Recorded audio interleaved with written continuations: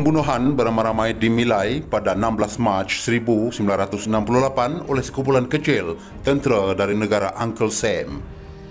Pada pagi 15 Mac, Platoon 1 dari Kompeni C, Batalion Pertama Regimen ke-20, Infantry US Army telah menerima perintah untuk mencari dan memusnahkan komunis Vietcong di sebuah perkampungan kecil di My Lai, Vietnam.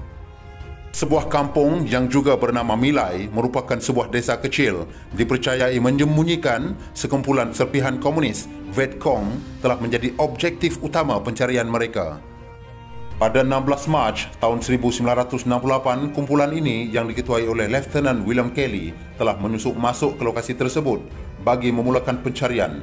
Permainan kucing dan tikus pun bermula seawal pagi dan bermula daripada kawasan sawah, kebun, berlanjutan sehingga ke kawasan dalam kampung, namun tiada kelibat musuh yang kelihatan.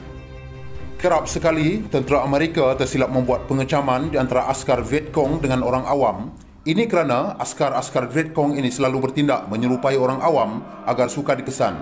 Perkara inilah yang menyebabkan ramai orang awam yang tidak bersalah menjadi korban. Setelah masuk ke kawasan pemukiman My Lai, Platoon ini seterusnya melaporkan diri kepada ketua komuni mereka, iaitu Kapten Ernest Medina, bahawa tiada kelibat musuh yang kelihatan.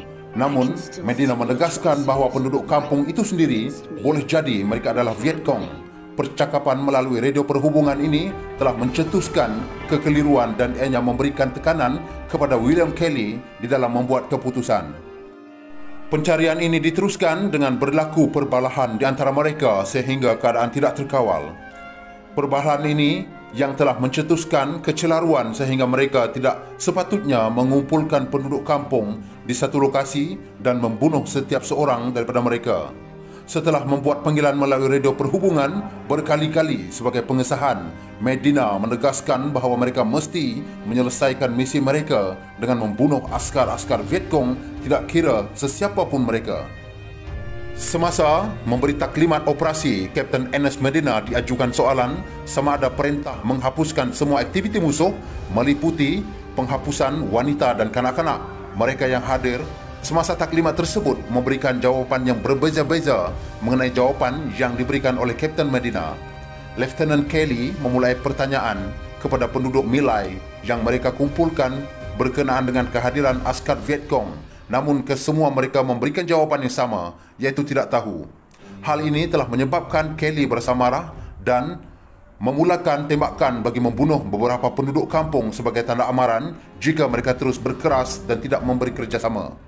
Beliau sangat yakin bahawa perjuangan Vietcong telah mendapat perlindungan di desa tersebut. Ekoran beberapa hari sebelumnya, sekumpulan tentera Amerika telah diserang hendap tidak jauh dari lokasi itu.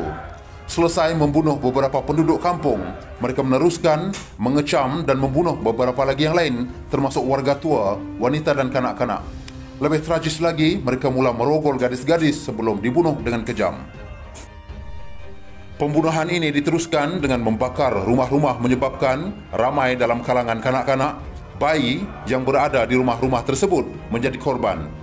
Di dalam masa yang sama, mereka turut melempar granat ke dalam lubang persembunyian di sekitar dan di bawah rumah yang disangkakan ialah tempat persembunyian Vietcong. Namun, apa yang mereka bunuh di dalam lubang tersebut hanyalah penduduk di situ dan kanak-kanak serta wanita yang sedang bersembunyi. Di dalam keadaan yang tidak terkawal, seorang daripada askar Amerika yang menyedari bahawa perlakuan mereka itu melanggar undang-undang dan batas kemanusiaan meminta untuk dikeluarkan dari kawasan My Lai kerana enggan terlibat dengan jenayah tersebut. Namun permintaannya berkali-kali ditolak oleh ketua mereka, iaitu Lieutenant Kelly.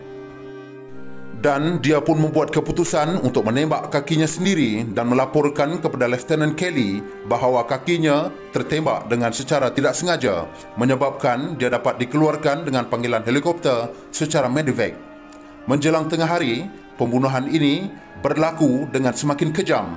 Saksi menyatakan bahawa anak-anak dan warga kampung yang disuruh berlari untuk menyelamatkan diri lantas disembur dengan tembakan automatik dan merebahkan setiap seorang daripada mereka.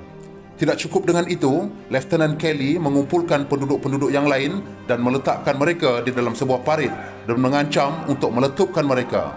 Semasa pembunuhan beramai-ramai sedang berlaku, anak kapal sebuah helikopter OH-23 Raven dari Batalion Udara ke-123 sedang terbang ke kawasan Milai dan nampak pembunuhan daripada atas udara. Juruterbang helikopter tersebut iaitu Chief Warrant Officer Hugh Thompson Jr. mendaratkan helikopter beliau di antara askar Amerika dan orang-orang Vietnam yang telah dibunuh. Thompson bersemuka dengan mereka yang membunuh dan meminta mereka berhenti. Berlaku pertengkaran hangat di antara juruterbang helikopter dan pasukan Amerika yang melakukan pembunuhan tersebut. Thompson mengarahkan Larry Colburn, iaitu penembak machine gun, helikopternya untuk menembak setiap askar Amerika yang terlibat sekiranya mereka enggan berhenti membunuh. Dengan bantuan dua orang anak kapal, Lawrence Colburn dan Glenn Altoteter, Thompson menyelamatkan dan mengeluarkan mangsa yang terselamat daripada kawasan pembunuhan. Dengan bantuan dua orang anak kapal, iaitu Lawrence Colburn dan Glenn Andriota, Thompson mula menyelamatkan dan mengeluarkan mangsa yang terselamat daripada kawasan membunuh. Thompson juga meminta bantuan daripada lain-lain helikopter di kawasan tersebut. Mereka dapat menyelamatkan 11 orang mangsa, termasuk seorang kanak-kanak berusia 3 tahun. Tony Millions, juruterbang helikopter bersenjata Gunship, juga mendaratkan helikopternya dan menyelamatkan mangsa dengan membawa mereka keluar dengan helikopternya. Di dalam masa beberapa jam, seramai lebih kurang 500 penduduk Milai tewas di dalam tragedi yang tragis itu. Namun, peristiwa ini telah dirahsiakan daripada umum. Tidak sehingga seorang jurnalis menemui gambar-gambar kes ini dan memulakan penyelidikan sebelum didedahkan kepada media, iaitu The Times dan The Newsweek pada 20 November 1969. Setelah kes ini terbongkar, kerajaan Amerika Syarikat telah membuka kertas siasatan dan platoon yang terlibat telah disoal siasat dan mereka disabitkan kesalahan telah dijatuhkan penjara seumur hidup dan setengahnya dikenakan parol. Pada tahun 1997, setelah sekian lama kejadian ini, seorang askar yang terlibat membunuh beberapa orang penduduk Milai tidak dapat menahan kesalahan yang dilakukannya. Dia berasa amat bersalah membunuh orang-orang yang tidak berdosa dan hari-harinya dibebani oleh peristiwa tersebut dan menghantui beliau, dan beliau telah membuat keputusan untuk membunuh diri. Cerita ini dipetik daripada sumber iaitu buku bertajuk 4 Hours in Milai dan Wikipedia Milai 4.